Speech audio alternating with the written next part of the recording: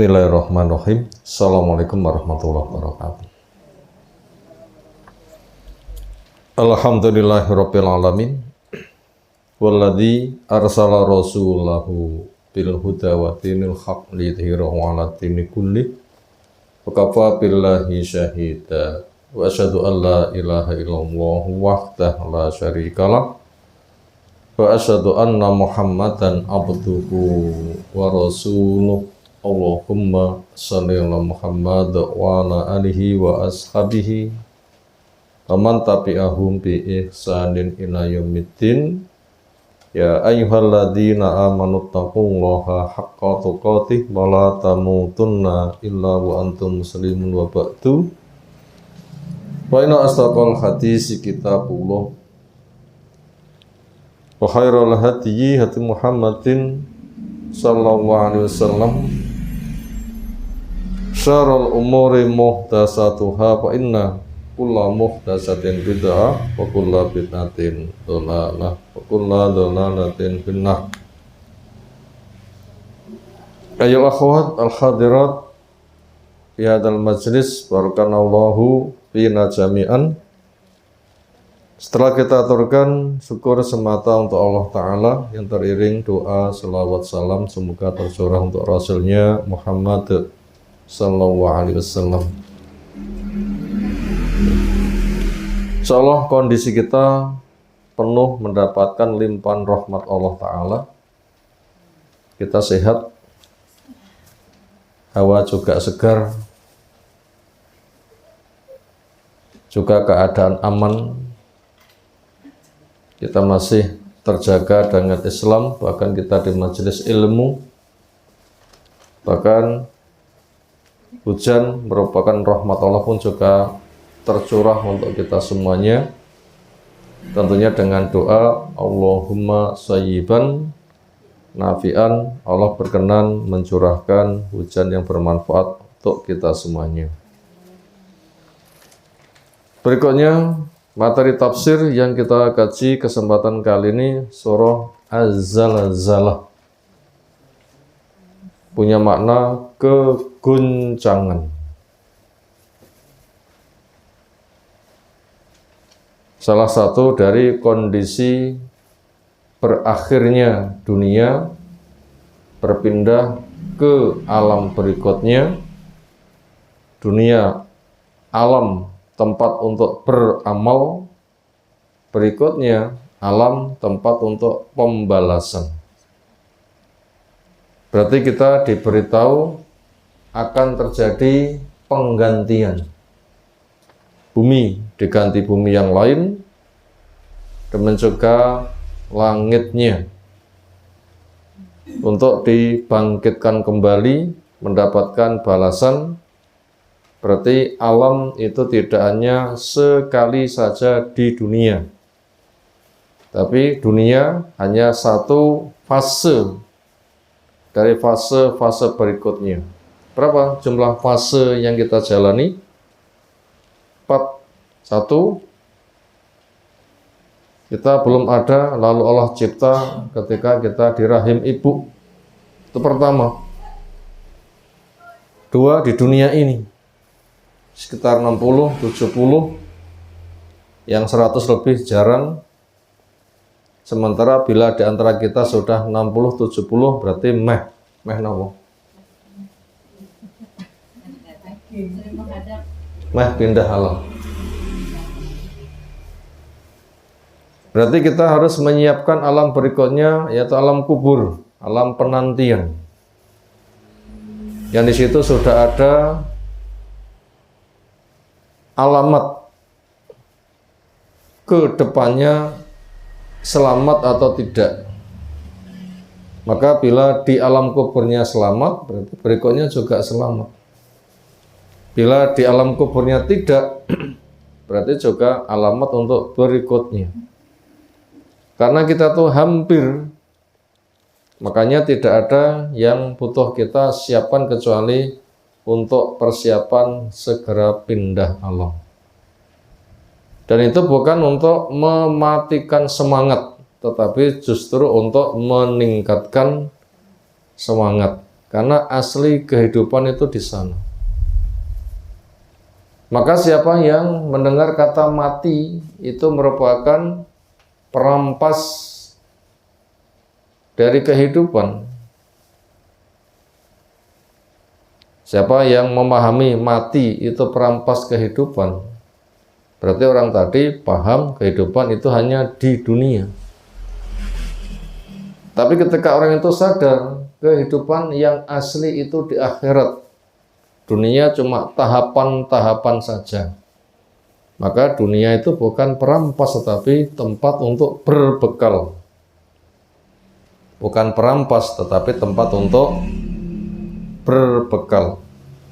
Dan keadaan di sana bila baik lebih baik, bila jelek lebih jelek. Dan seenak seperti apapun kehidupan dunia, bila mati enaknya habis. Demikian juga susahnya. Setiap apapun susahnya orang hidup di dunia, bila mati juga sudah habis. Tapi kalau untuk putaran yang terakhir, bila enak terus, bila susah juga sebagainya terancam terus. Karena bila sudah diputuskan surga neraka itu tidak ada batasnya. Masing-masing mendapatkan jatah khulud khalidina fiha. Apa maknanya? Kekal. Karena kematian nanti dijilmakan kambing. Penduduk neraka dipanggil, tahukah kalian apa ini? Mereka menjawab, kambing. Bukan, ini kematian. Lalu yang dijilmakan kambing lalu disembelih. Lalu dikatakan sekarang sudah tidak ada kematian lagi. Terancam kekal di neraka. Penduduk surga juga dipanggil, tahukah kalian apa ini? Dijawab, kambing. Bukan, ini kematian. Lalu disembelih. Kalau begitu nggak ada lagi kematian, berarti kehidupan yang kekal. Maka supaya kita memperkokoh keimanan kita kepada hari akhir. Dan itu tanda orang yang paling cerdas. Karena asli kehidupan di sana itu bukan pemutus harapan, bukan, tetapi sebagai pemupuk harapan. Itu hikmah kita mempelajari surah Zalzalah, menceritakan tentang proses penggantian bumi dengan bumi lain, langit dengan langit yang lain, perpindahan dunia ke gerbang berikutnya yang di sana tidak ada batasnya. Kita mulai pengkajiannya. Kita baca jumlah total ada 8 ayat dan dia termasuk surah Makkiyah, diturunkan ketika belum hijrah ke Madinah.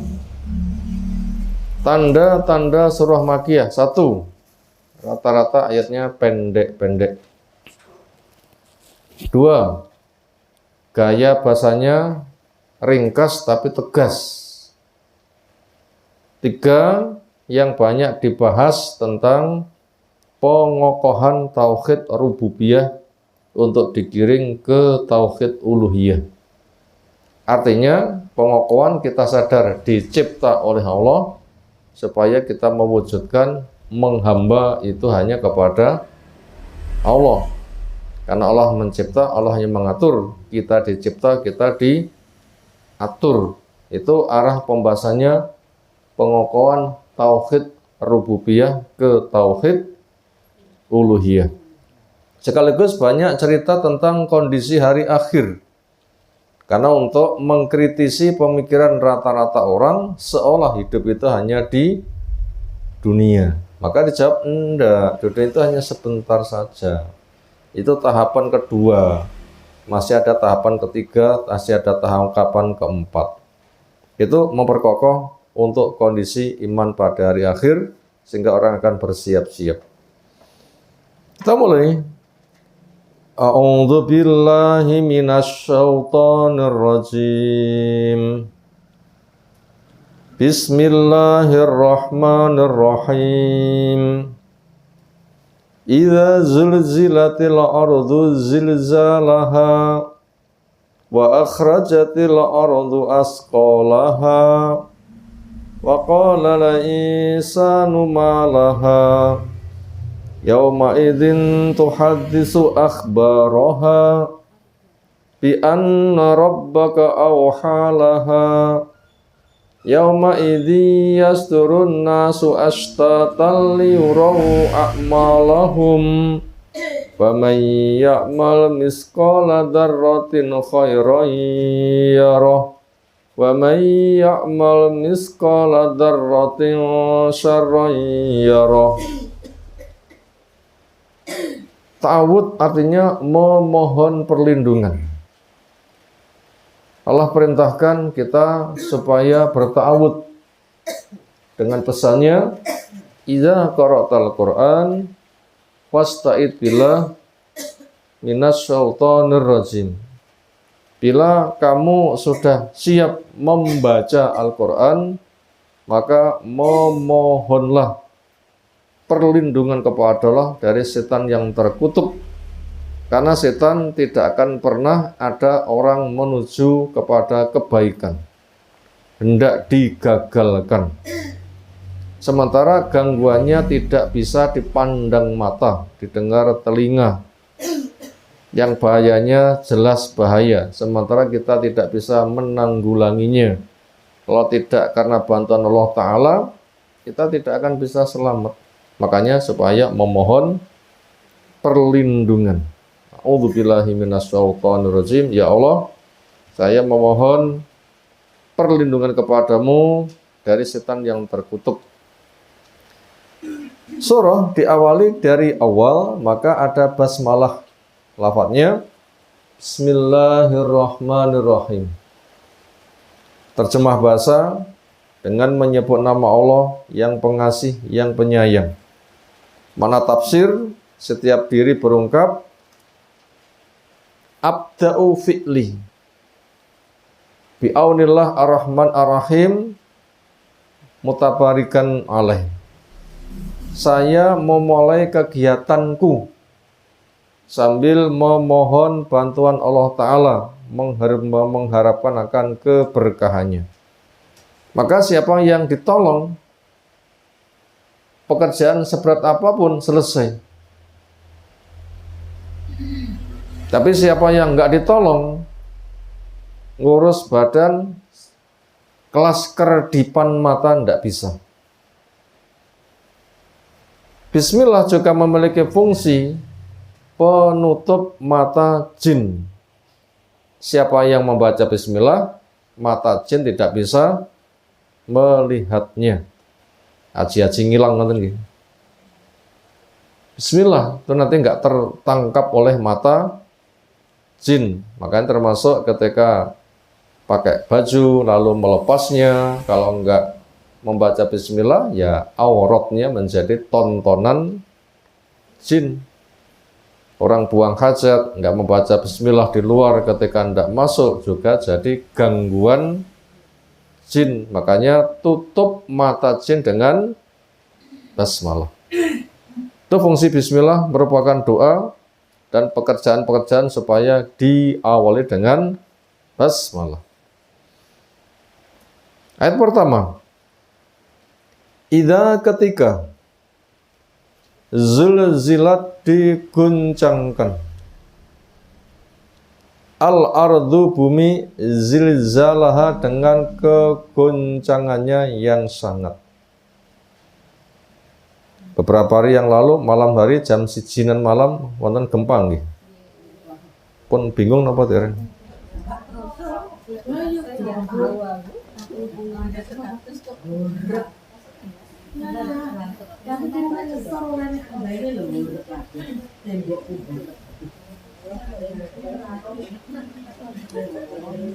Gitu saja sudah membuat hati kita melu horeg ngoten nggih. Lalu bagaimana apabila bumi dibenturkan dengan benda-benda langit yang lain, yang benturannya membuat kegoncangan yang nggak bisa dihitung skala Richter, dan juga apa manusia punya alat. Ketika benda-benda jatuh menimbulkan suara membuat telinga pekak, saking banternya membuat cumpleng. Yang pada awal-awal surah al-hajj. Allah menjelaskan kondisi beratnya ibu-ibu yang hamil langsung gogrok saking dahsyatnya goncangan. Ibu-ibu yang menyusui langsung lali dengan anak susuannya.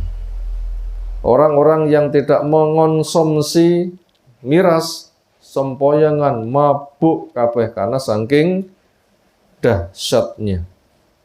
Makanya kayak gempa yang pernah dialami itu jadi bahan pertimbangan. Mek ngono sudah panik. Lalu bagaimana berikutnya ketika di bumi diguncangkan total? Ya nanti akan menjadi lembut, enggak tersisa. Wa akhrajatil ardu, dan akhrajat mengeluarkan al ardu bumi asqalaha, beban-beban yang dipikulnya. Artinya mayit yang ditanam di dalam tanah nanti akan dikeluarkan semuanya. Dan itu nanti akan berada di bumi lain, bukan bumi yang dipijak. Langitnya lain, bukan langit yang jadi naungan. Kemudian roh-roh dikembalikan. Mereka bermunculan dari kubur-kubur mereka dengan kondisi berbeda-beda. Untuk kondisi mukmin, la yafza'uhum fazal akbar, tidak membuat panik kegoncangan itu. Untuk mukmin tenang-tenang saja. Seolah mereka bangkit dari kubur seperti orang yang sedang membersihkan tanah ketika ketempelan debu. Tapi buat orang yang nggak punya pembekalan berat. Lari dari bapaknya, ibunya, suami, istri, anaknya, keluarganya, masing-masing repot dewi. Apalagi wong kafir, kepala mendongak ke atas, mata terbelalak, jalannya cepat-cepat, sambil mulutnya teriak-teriak celaka.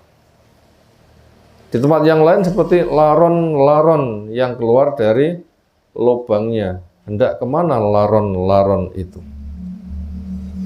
Makanya kondisi kayak begitu manusia sama kaget. Wa qala insanu, manusia mengatakan, malah apa baginya, ada apa ini? Tentunya buat orang yang beriman, inilah kiamat. Dan mereka mendapatkan pelindungan. Orang kafir panik pol. Yaumaidin, di hari itu, tuhaddisu, bumi akan mengabarkan akhbaruha, kabarnya.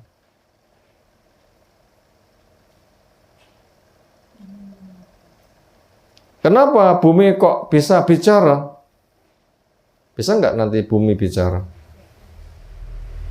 Gampang. Karena bila Allah sudah mengendaki, selesai. Innama amruhu idza arada syai'an ayyaqula lahu kun fayakun. Urusan Allah ketika mengendaki sesuatu, cukup Allah dawuh napa? Kun, terjadilah, maka akhirnya terjadi. Gak ada yang berbuat Allah. Termasuk manusia nanti yang lesannya itu sering digunakan untuk khianat. Ya, mengatakan tidak. Nanti mulut-mulut akan dikunci, tangan yang bicara. Al-yawma nakhtimu ala afwahihim wa tukallimuna ayati wa tashhadu arjulum bima kanu yaksibun. Mulut dikunci mati, gak bisa ngomong. Tangan bicara, kaki sebagai saksi.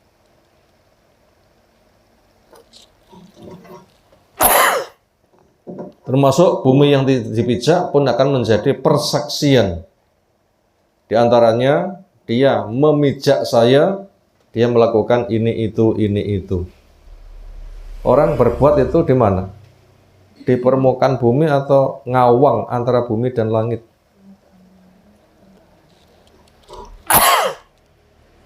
Ya di permukaan bumi.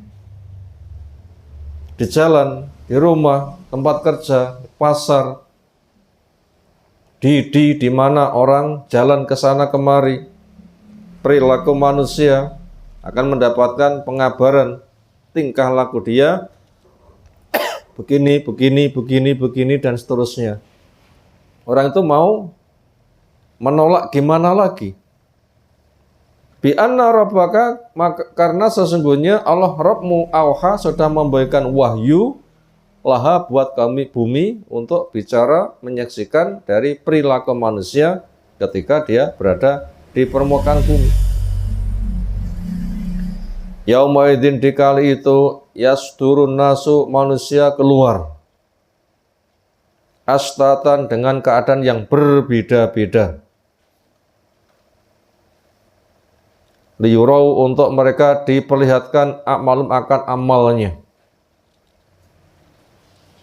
Yang kitab langsung dikalungkan di leher-leher mereka. Yang dikatakan ikra kitabak, bacalah kitabmu.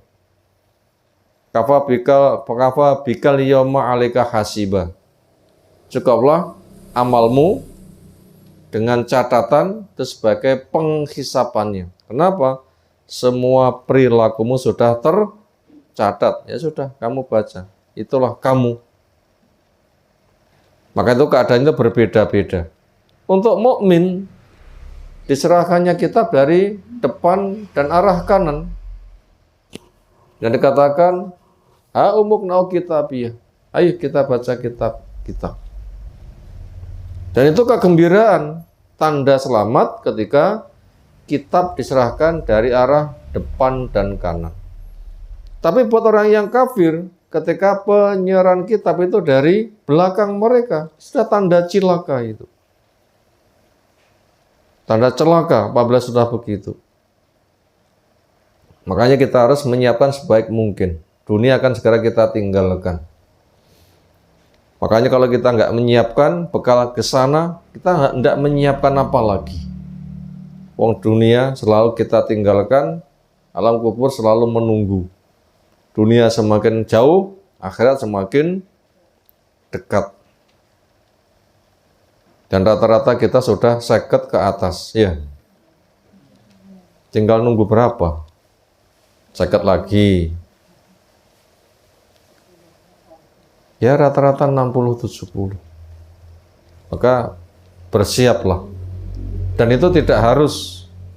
Walau yang lebih ada, yang kurang juga sangat banyak. Walaupun yang lebih ada, yang kurang juga sangat banyak. Paman maka barang siapa yang yakmal dia mengamalkan misqala dzarrat, sebobot dzarrah. Secara umum orang menerjemahkan dzarrah itu biji sawi, simbol barang kecil. Ada yang menggambarkan lagi atom. Tapi kalau bukan orang yang belajar IPA ya rapata ngerti atom. Kacang atom paham. Ada yang lebih mudah pemahaman dzarrah. Apa itu? Genteng ketika cahaya matahari masuk. Itu kan ada barang kecil-kecil yang berterbangan. Barang-barang kecil yang berterbangan. Setitik barang yang kecil itu namanya dzarrah. Ini kira-kira bila kita mengibaskan kain, lalu melewati cahaya masuk, matahari masuk, itu berapa titik-titik yang berterbangan di udara? Banyak. Satu titik itu namanya dzarrah. Jadi orang beramal khairan kebaikan, walaupun sebobot dzarrah, ya roh dia akan melihat. Makanya kita supaya telaten. Supaya kita apa? Telaten. Apa bahasa Indonesia telaten? Ya telaten.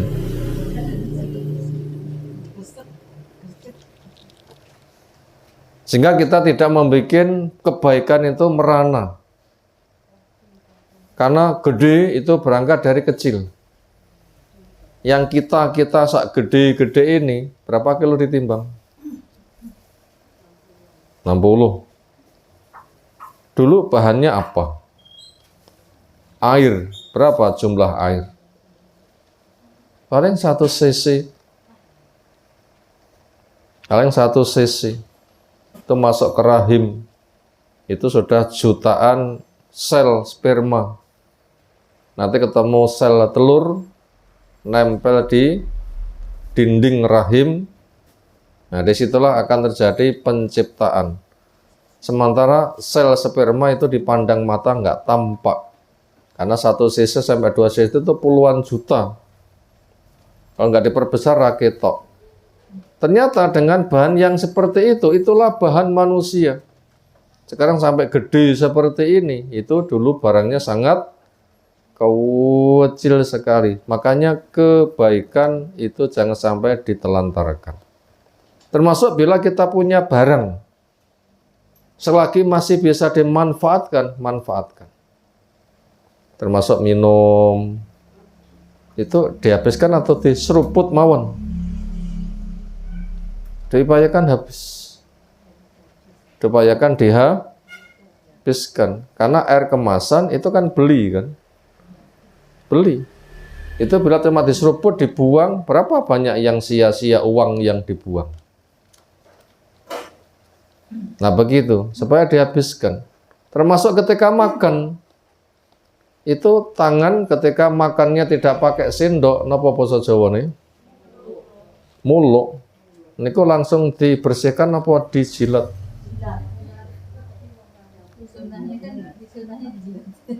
Apa hikmahnya?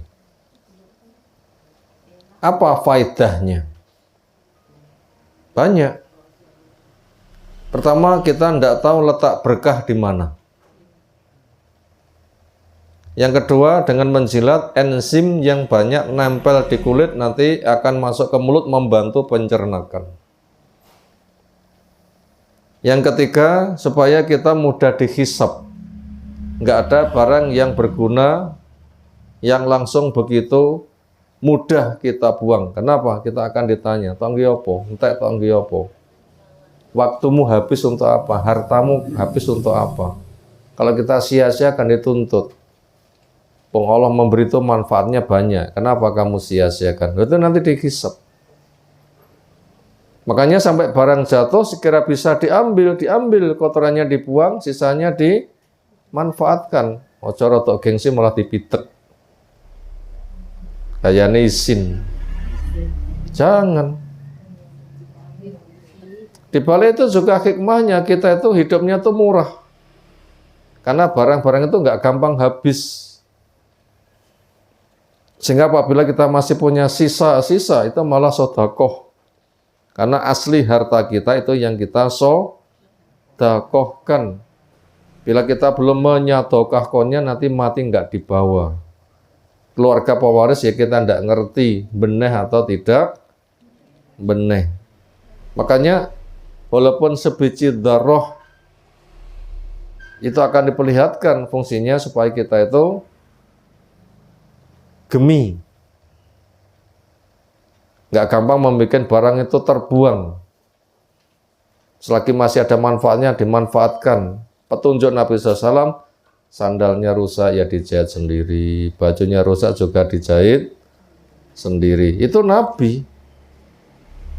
Bukan rusak dikit buang, rusak dikit buang, duit.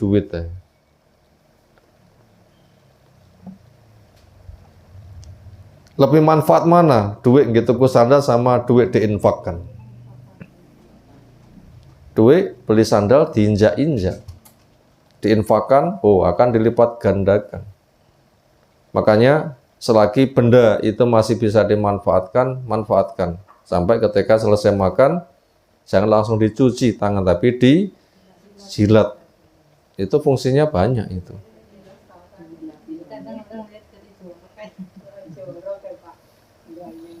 Ya, kadang begitulah. Makanya bila kita nanti berpikir hisab, kita nanti akan ngati-ngati.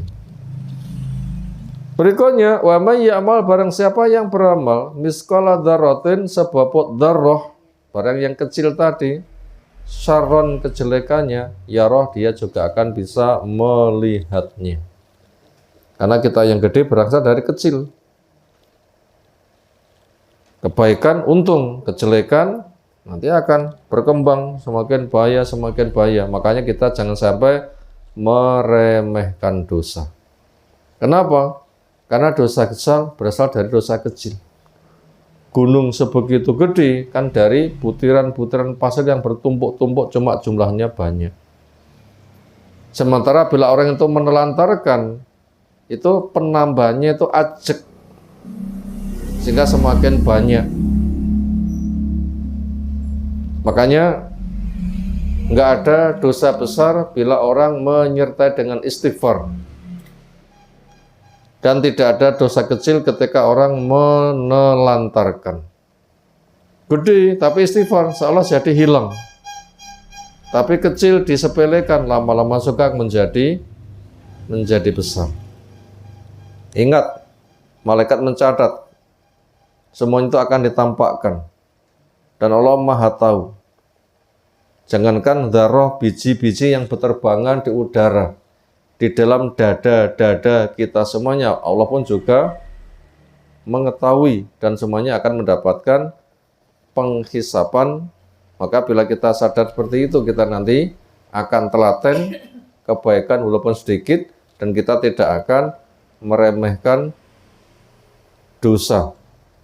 Karena intinya orang itu ketika mendapatkan hasil itu bukan berapa karyanya, tetapi kesungguhannya.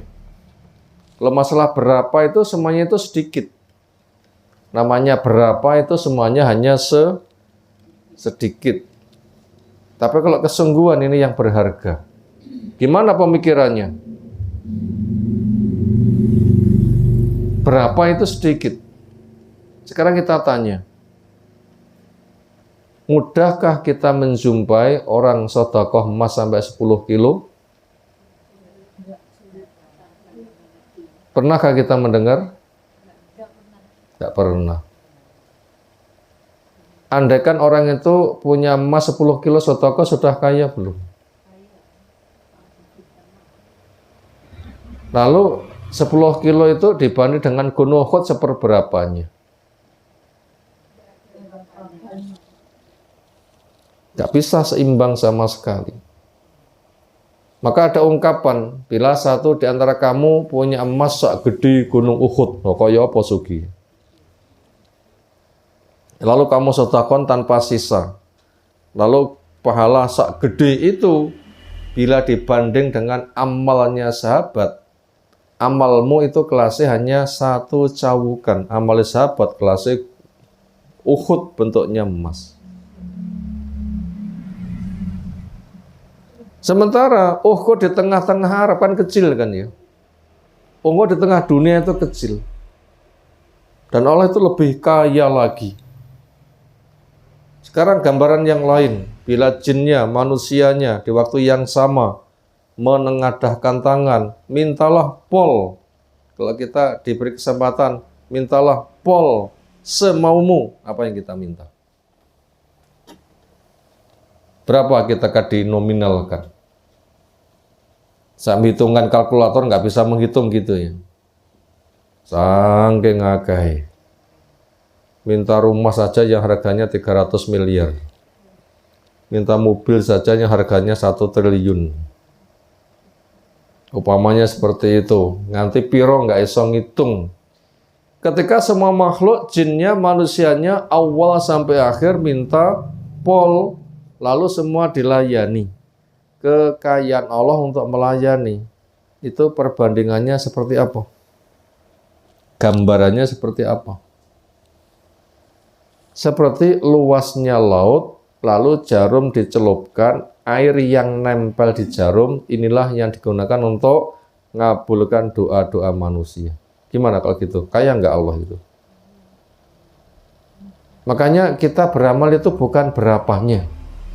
Karena berapapun yang kita amalkan itu tetap sedikit. Yang punya nilai banyak itu apa? Kesungguhan. Apa? Yang punya nilai banyak itu apa? Kesungguhan. Bukan berapa harta kita, tetapi apa? Kesungguhan.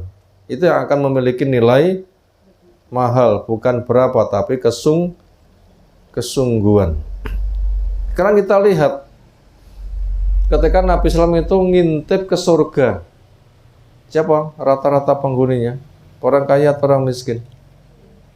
Muhajir yang miskin-miskin. Sementara orang dulu bentuk kemiskinannya seperti apa? Baju saja yang punya hanya yang nempel di kulitnya, selebihnya tidak punya. Untuk kerja itu, sholat itu, tidur itu, ketika sedang untuk haid juga itu, ketika kena darah lalu dibersihkan, belum sempat garing, pakai lagi juga itu. Rata-rata mereka itu miskin, tetapi kebanyakan penduduk surga modalnya apa? Kesungguhan. Bukan berapa infak mereka, tapi penjualan, mujahadah, keseli. Kisah yang lain semisal Mus'ab bin Umar itu ketika wafat, ternyata itu punyanya kafan hanya selembar kain. Untuk nutup kepala kaki brojol, untuk nutup kaki kepala brojol. Akhirnya kain untuk tutup kepala kakinya ditimbun dengan rerumputan. Nelongsong enggak? Nah gitulah orang-orang dulu. Ternyata mereka itu miskin tapi enggak jadi penghalang. Dan rata-rata penduduk surga itu malah dari orang seperti itu. Makanya yang akan berguna di sisi Allah itu bukan berapa jumlah amal, tetapi apa? Kesungguhan. Termasuk kesungguhan bila orang yang tidak punya harta, ya kesungguhan tasbih, kesungguhan tahmid, kesungguhan takbir, zikir itu kan siapapun bisa kan. Sehingga tidak usah khawatir, waduh sing tak infakne opo, aku ora ndek opo-opo. Loh emangnya enggak punya bibir? Punya enggak? Emangnya enggak bisa bicara? Bisa enggak? Emangnya enggak bisa zikir tasbih? Bisa enggak? Itu kan sedekah kabeh. Itu yang dibutuhkan itu adalah apa? Kesungguhan. Makanya walaupun satu doron itu akan dihisab. Intinya Allah tidak butuh jumlah tetapi butuh kesungguhan. Allah nggak butuh jumlah tapi Allah itu butuh kesungguhan. Bisakah kita bersungguh-sungguh? Nah, saya kan buatan. Bisakah kita bersungguh-sungguh? Insyaallah bisa. Bisakah kita infak 1 triliun? Duitnya sopo.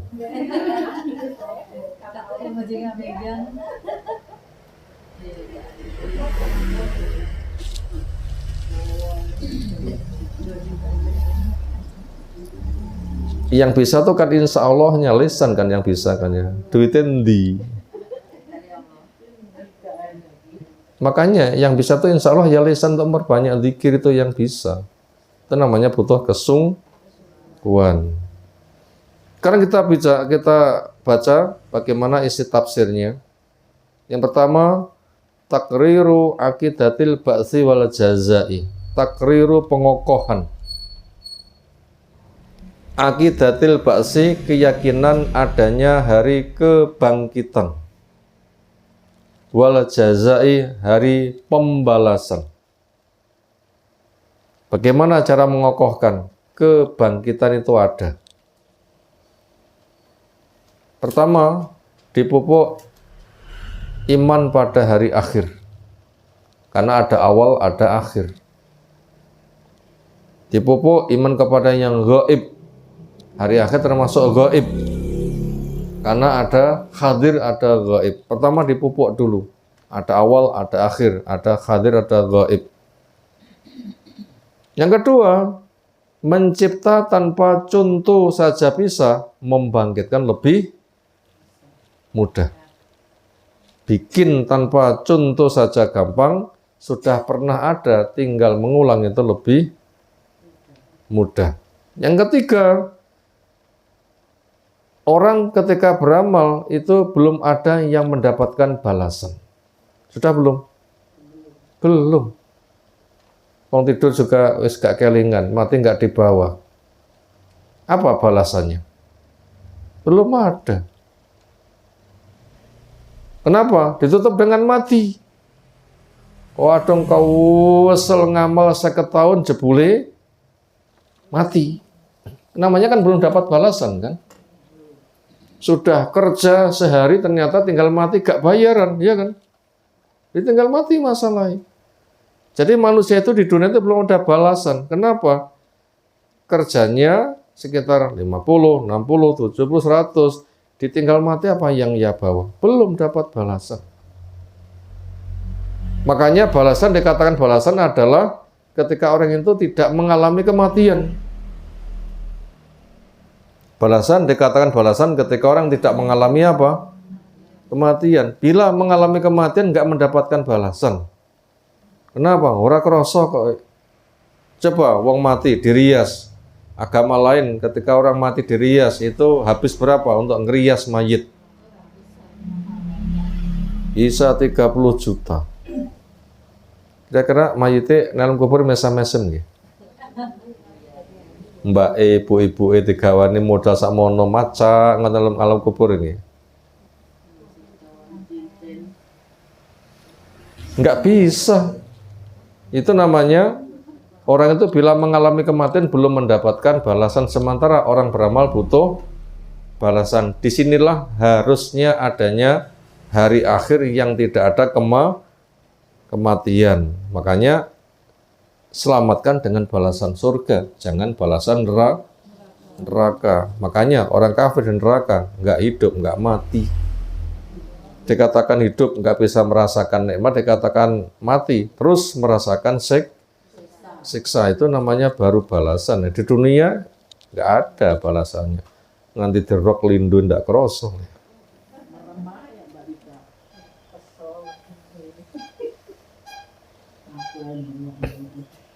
Saran yang kedua, al-i'lamu pemberitahuan. Bil ingkilabi akan terjadinya penggantian. Al-kauni akan alam raya ini. Pemberitahuan alam raya akan mengalami penggantian. Alladzi yang tatabaddalu akan berganti fihi pada hari itu al-ardu bumi ghairal ardi pada bumi yang lain. As-samawatu langit juga akan mengalami penggantian ghairas samawati selain langit yang lain. Pernah ada percobaan membuat alam sendiri. Nanti ketika kiamat segera pindah ke alam itu. Di mana pernah mengadakan uji coba bikin alam yang lain? Entah di Cina, entah di Amerika, atau di mana. Tempat yang sangat luas, lalu dipager kabeh, tertutup dari bumi. Segala sesuatu memproduksi sendiri dari dalam. Harapannya bila terjadi bumi kiamat akan pindah ke situ. Ini cerdas kenapa terlalu dangkal? Terlalu dangkal itu. Lah bumi yang kamu bikin alam lain itu sebagai landasan pijakannya. Nah sementara buminya diganti, terus pijakanmu malah gandul-gandul nempel opo. Buminya diganti dengan bumi yang lain. Mereka itu butuh pijakan. Ketika mereka membuat ruangan luas itu di bumi atau di tempat lain atau digantung? Tetap di bumi, hanya dipagari keliling saja. Lah bumi sebagai landasan itu diambil, terus yang nempel kan jatuh kan. Semisal mau duduk, kursinya diambil, kerengkangan mboten. Nah mereka tuh membuat bangunan, buminya diambil, terus mau fondasinya apa? Itu kan terlalu dangkal kan. Aneh itu. Itu termasuk penghinaan kepada syariat Islam. Makanya dikatakan komunis. Dan kenyataannya ketika mereka telah membuat ruangan tertutup itu, ternyata bisa hidup nggak? Nggak bisa hidup. Ternyata andaikan bisa hidup termasuk kelas semut. Itu yang bisa hidup di tempat itu. Makanya kita diberitahu, bumi total akan diganti bumi yang lain. Langit total diganti dengan langit yang lain. Bumi yang ada dihancurkan. Gunung-gunung akan menjadi debu beterbangan. Sementara bumi yang paling banyak ya debu apa? Gunungnya. Nah, seperti itu. Gunungnya habis, goncang semuanya, tinggal lembutnya saja. Itu pemberitahuan bahasanya bumi berganti bumi yang lain, langit berganti dengan langit yang lain, sehingga ketika orang itu pernah sembunyi di tempatnya, nah sekarang itu sudah buminya ganti. Lah orang-orang membuat ruangan bawah tanah untuk berlindung, napa niku jenenge? Bunkernya. Bunker itu bikin bumi sendiri, gawe dhewe napa buminya yang kita pijak? Nah, buminya yang kita pijak bikin bunker, buminya itu habis diambil terus bikin tempat sembunyi di mana? Itu namanya kedangkalan pol. Kedangkalan pol. Ya, kita diberitahu, makanya kita nggak akan bisa lari. Kalau kita dikejar orang sembunyi, kita punya rumah. Tapi nanti di padang mahsyar, rumah yang mana? Tanah yang mana? Wong itu asing total. Yang ketiga, takallumul jamadat min ayatillahi ta'ala ad-dalati ala kudratihi wa ilmihi wa hikmatihi wa ya mujibatu uluhiyatihi bi ibadatihi wahda duna siwahu. Takallumu bisa bicaranya al-jamadat, benda-benda mati. Apa contoh nih? Benda-benda mati ini. Tanah, gunung, watu. Itu nanti akan bisa bicara. Itu min ayatil, termasuk ayat-ayat Allah. Termasuk tanda kiamat. Muslim perang dengan Yahudi. Yahudi sembunyi di balik batu. Batunya ngomong, "Hei Muslim, ini Yahudi musuhmu sembunyi di balik saya, tangkap bunuh." Itu batu bisa bicara. Pohon juga sama. Kecuali pohon Gharqad, itu pohonnya Yahudi. Makanya dia melindungi Yahudi. Apakah di Yahudi sana rame-rame menanam pohon itu? Mungkin.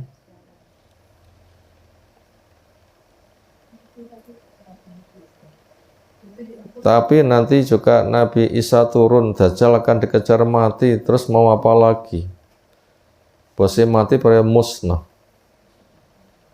Gak bisa apa-apa. Jadi perlindungan itu kalau nggak dari Allah itu pasti musnah.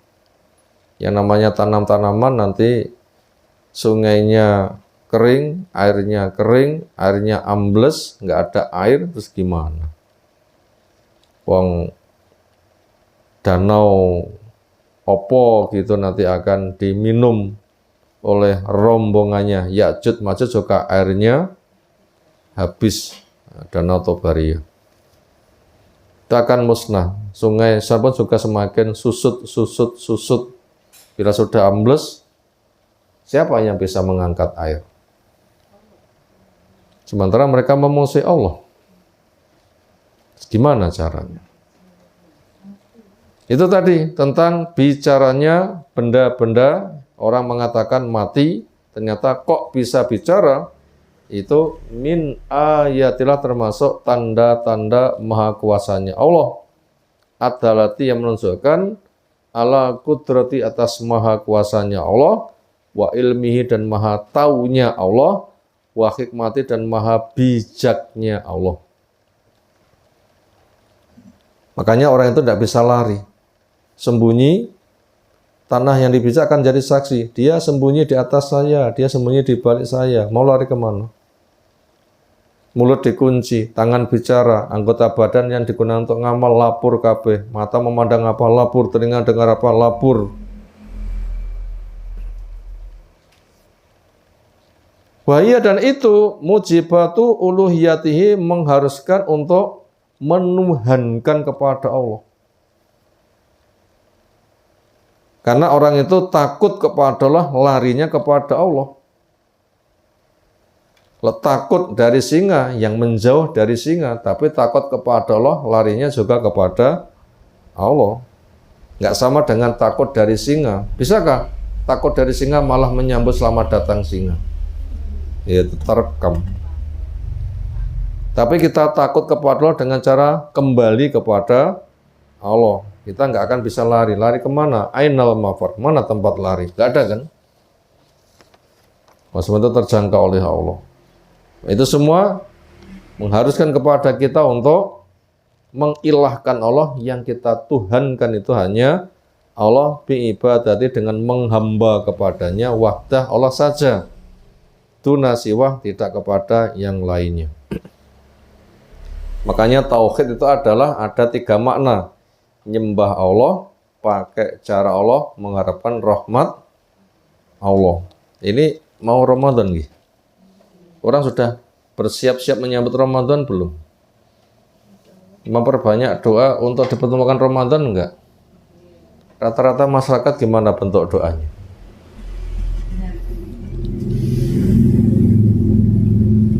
Secara umum orang itu seharusnya nyembah kepada Allah. Dikatakan syirik itu bukannya yang disembah itu selain Allah, tetap Allah. Lalu di mana letak kesyirikannya? Jawab, cara. Jawab, cara. Karena Allah itu sudah memiliki hak mencipta dan mengatur disembah dan cara nyembah. Ini ketetapan dari Allah. Misalnya kita tuh punya rumah, yang ngatur kita atau tonggone. Orang itu punya suami, punya istri, saya ngatur yang punya atau tonggone. Mbak, pantasnya sama punya suami nggak begitu, tapi pingin nih. Ini jadi bojoku apa bojomu toh? Tonggo kok tak ngatur-ngatur. Ya bojoku ya hakku, gitu kan. Jadi orang musyrik kita punya 2 Tuhan. Allah yang disembah, hawa nafsu sebagai Tuhan pembikin syariat. Lihat itu di masyarakat. Mau masuk Ramadan, tahlil akbar naik kuburan. Mau masuk Ramadan, baca Quran naik kuburan.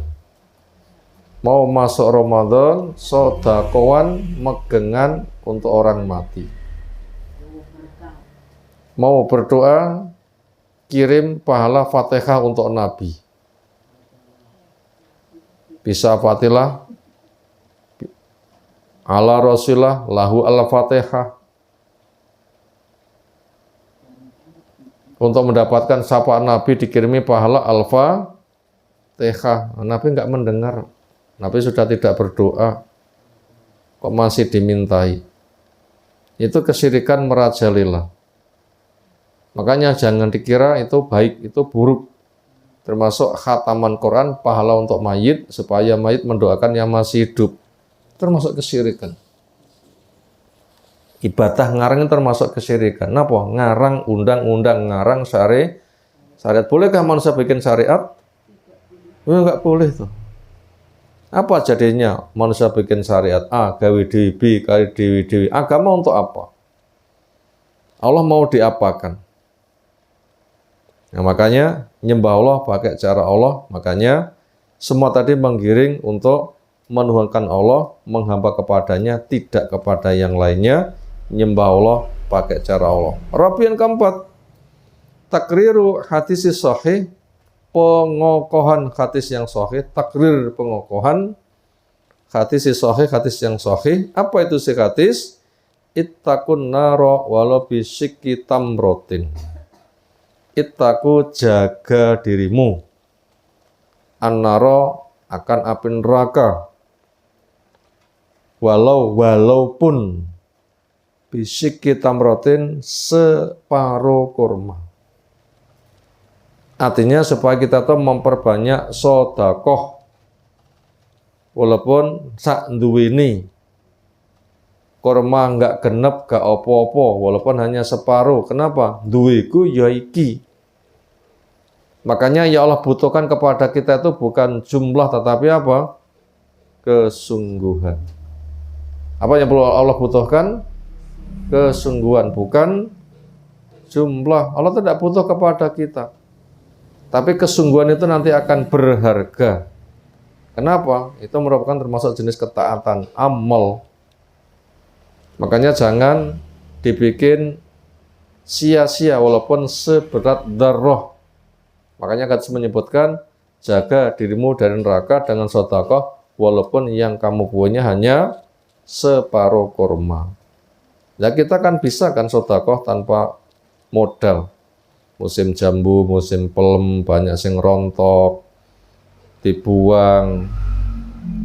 Kita minta saja, nanti kita bersihkan, kemudian diirisi sing utuh-utuh, kemudian kita masukkan, bisa untuk manisan, bisa kan? Ketika ngundang orang ya kita ajak makan-makan, tapi nggak usah ditutupi rahasia nih. Ini barang gogrokan dari tempat sampah, jangan.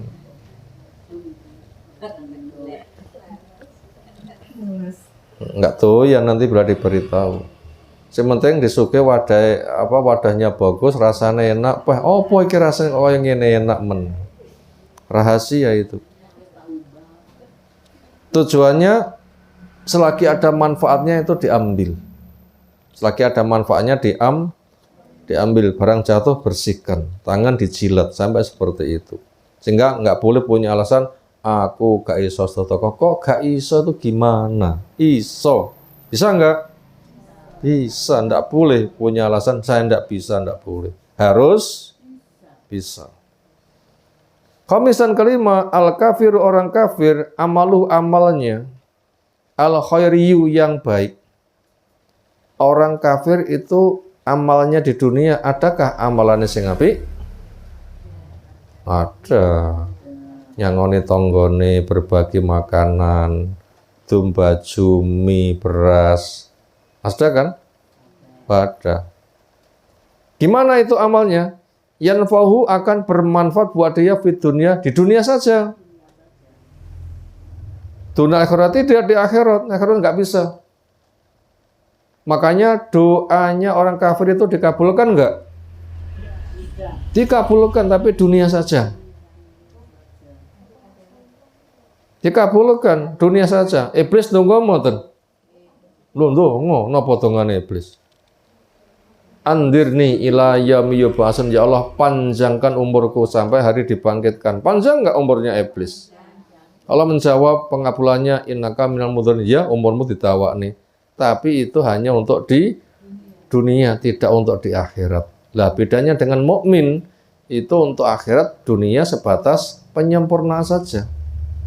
Bonus atau ngicipi. Intinya itu untuk akhirat, tapi untuk orang kafir pol untuk dunia. Makanya orang kafir itu nantinya tuh sugih banget, ya nggak masalah. Kenapa? Ya pancen tuh jamu kuwi di pol-pol nih, kono pol-pol no kono. Kamu nanti punya bagian di akhirat, entek no kono. Nah sementara mukmin tuh banyak nabung. Kita butuh banyak nabung nggak? Kalau kita tidak banyak nabung, langsung diberikan di dunia, bisa menikmati enggak? Kita maunya kaya apa maunya miskin? Cukup. Ya secara umum mawon lah. Maunya kaya atau maunya miskin? Kaya. Tapi kenyataannya ketika mengkonsumsi, itu yang dikonsumsi jatahnya orang kaya atau jatahnya orang miskin? Ketika mengkonsumsi bakal jatahnya orang miskin. Lah wong miskin makan sak piring, wong kaya 10 piring nggih. Lah iya. Kaya tetap jatahnya orang miskin yang ia makan. Miskin sak piring, kaya juga sak piring. Bukan miskin sak piring, kaya 10 piring. Weteng ngopo? Jadi di dunia itu pantasnya itu miskin. Karena nggak bisa menikmati. Punya mobil 10, susah nggak? Berapa yang dinaiki? 1. Pangga itu jatah wong miskin wae. Itu malah berisiko itu loh ya. Malah berisiko. Makanya wong kafir itu adalah disibukkan dengan dunia, nggak punya tabungan di akhirat.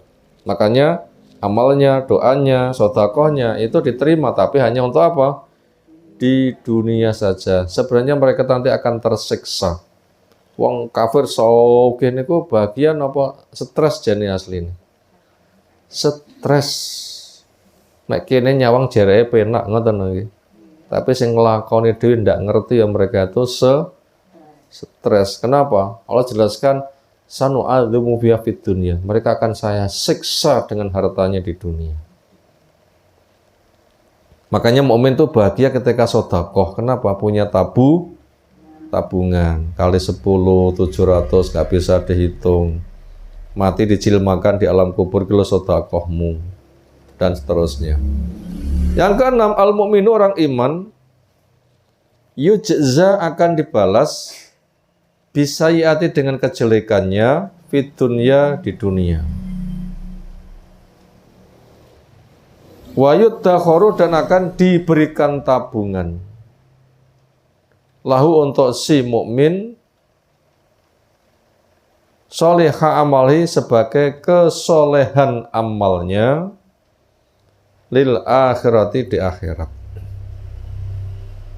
Kita ulang, al-mu'minu orang beriman yujza dibalas bisayati kejelekannya fid dunya. Wa yuddakharu dan disimpan lahu untuk dia solihu amalihi solehnya amal lil akhirati untuk di akhirat. Seringnya tiang iman itu sering terkena musibah enggak? Serapa teh sugih musibah ngerekono kene. Ngene sambat, ngono sambat. Itu ada hikmahnya. Hikmahnya apa? Untuk menggugurkan dosa-dosamu di dunia. Bila punya kebaikan kok belum terbalas, kenapa? Ya memang itu sedang ditabung. Sedang ditabung. Jelekmu dibersihkan, kebaikanmu ditabung sehingga mati nggak membawa beban. Ini kan kenikmatan kan. Sementara wong sing seneng pol, rata susah, begitu mati, apa yang mereka rasakan? Saya tidak pernah senang. Tapi sing susah ketika mati, balasannya sudah ditampakkan, saya tidak pernah susah. Nanti begitu. Terakhir, petunjuk ayat yang bertuliskan bahasa Indonesia. 1. Pentingnya pengokohan iman kepada hari kebangkitan dan balasan.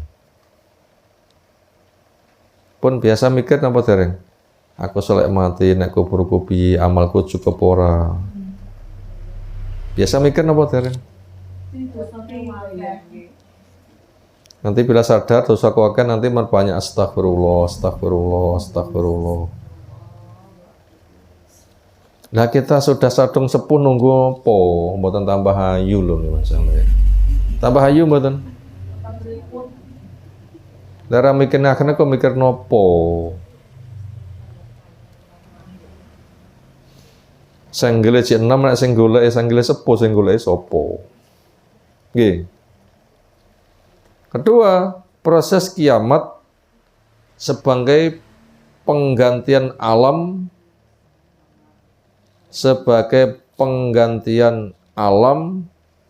amal penggantian alam amal dan alam balasan. Proses kiamat sebagai penggantian alam amalan dan alam balasan. Alam dunia tempat beramal, alam akhirat untuk balasan. Itu buminya lain, langitnya lain. Bumi untuk beramal enggak sama dengan bumi untuk balasan. Langit untuk amalan enggak sama dengan langit untuk balasan, itu tempatnya berbeda. Nomor 3, maha kuasanya Allah dengan dibikin bisa bicara tangan, kaki, dan lain-lain untuk saksi. Maha kuasanya Allah dengan dibikin bisa bicara tangan, kaki. Tangan bicara, kaki bicara. Untuk apa? Saksi. Mata juga bicara. Tangan nggih jual jawel niku nggih bicara. Pikiran nggih nglantur niku nggih bicara. Orang punya syahwat tidak nikah yang halal lalu zina juga lapor, saya tinggi zino. Dan seterusnya. Nomor 4, berbekal sebaik mungkin dan segera. Karena maut mengintai, bukan mencintai, nggih. Mengintai. C diganti G. berbekal sebaik mungkin karena maut mengintai, dan berbanyak infak karena dia berfungsi sebagai pemadam api. Yang keempat, berbekal sebaik mungkin. Makanya kita berpikir saya segera mati. Kenapa? Maut itu sudah mengintai. Di antara bekal kita juga memperbanyak infak, mumpung masih dibutuhkan. Karena akan datang masa infak nggak ada gunanya. Kenapa? Wong sugih kabeh. Sementara fungsi infak sebagai pemadam api. Kita nanti ngelintasin neraka enggak? Mesti. Pasti. Maka padamkan dengan sedekah. Yang kelima, semua amal dan doa akan diterima. Semua amal dan doa akan diterima. Hanya saja untuk orang kafir itu di dunia saja. Semua amal dan doa pasti diterima. Hanya saja untuk orang kafir hanya di dunia. Nah, kita tuh double. Dunia kita minta, berdoa pada Allah Ta'ala untuk nambah bekal, bukan untuk bersenang-senang. Senang boleh tapi bukan bersenang-senang. Yang paling utama untuk nambah bekal. Nah, orang kafir itu dipol-pol nih hanya untuk dunia saja. Nomor 6, hikmah musibah bagi mukmin. Sering terkena musibah mboten? Itu penggugur dosa di dunia, sehingga aman di akhirat.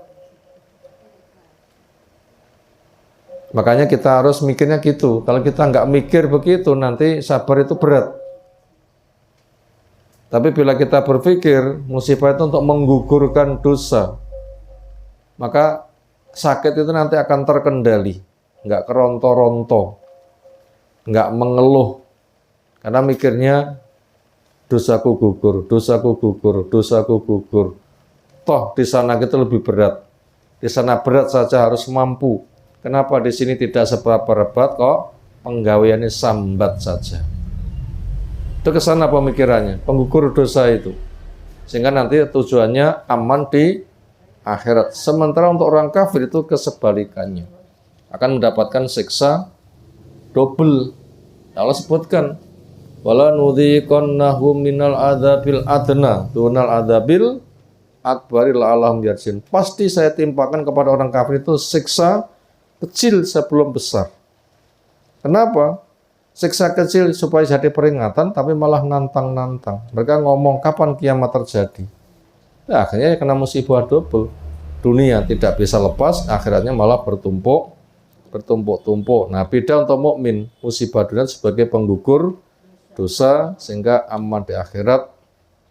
Jelas kita wajib menyelisih gaya orang-orang kafir. Demikian yang kita sampaikan di kali ini. Semoga Allah Ta'ala berikan ilmu bermanfaat untuk kita semuanya. Ada pertanyaan diaturkan. Iya.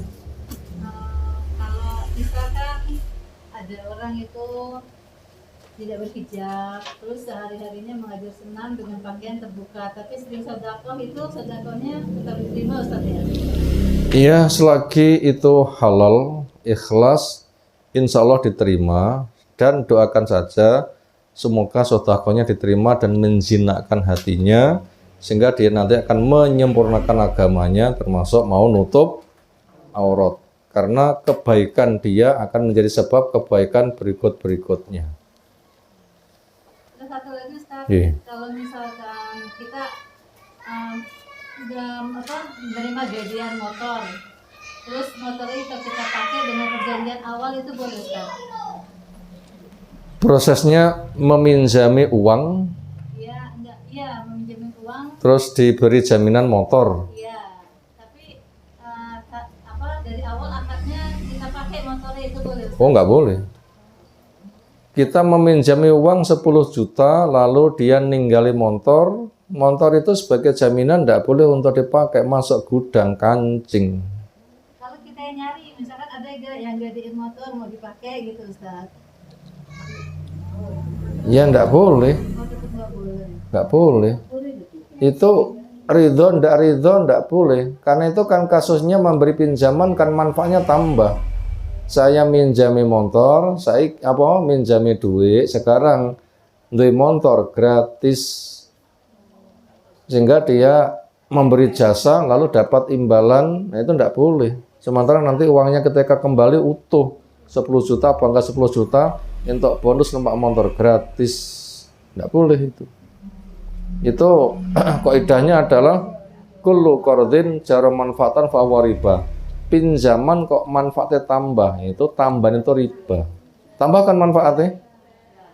Iya. Walaupun akad dari awalnya. Iya, walaupun akad dari awal itu boleh tumpah ono wis tumpah ono gak apa-apa, enggak boleh. Supaya kita tuh boleh, ya kita sewa. Iya, disewa. Sehingga kita naik, kita nanti bayar sewa. Uang kita utuh malah. Sehingga kita nanti juga akan mengeluarkan uang. Nah itu nyewa motor itu sama nyewanya kan agak sama saja kan. Sama. Sewanya gimana? Ya wajarnya biasanya sewanya berapa. Tapi itu yang jelas itu tidak boleh tambah manfaat. Tambah manfaat namanya riba. Orang ninggali sawah, pinjam uang 100 juta. Jaminannya sawah. Ya itu tidak boleh untuk ditanami. Nggak boleh untuk ditanami. Kecuali yang jadi jaminan itu kambing, sapi, onta. Nyapa? Kene ngingoni. Lerat dipakane ontane mati. Itu nanti dinaiki, diperah susunya boleh. Kenapa? Pancen ngingoni. Lek motor ngingoni nopo? Isi bensin. Kan dibawa jalan. Kan untuk jalan itu. Iya. Bukan kebutuhan dia. Apalagi.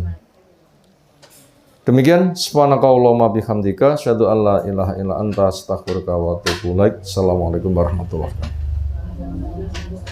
Ustaz, itu ada titipan dari jamaah. Oh nggih, mau khairan semoga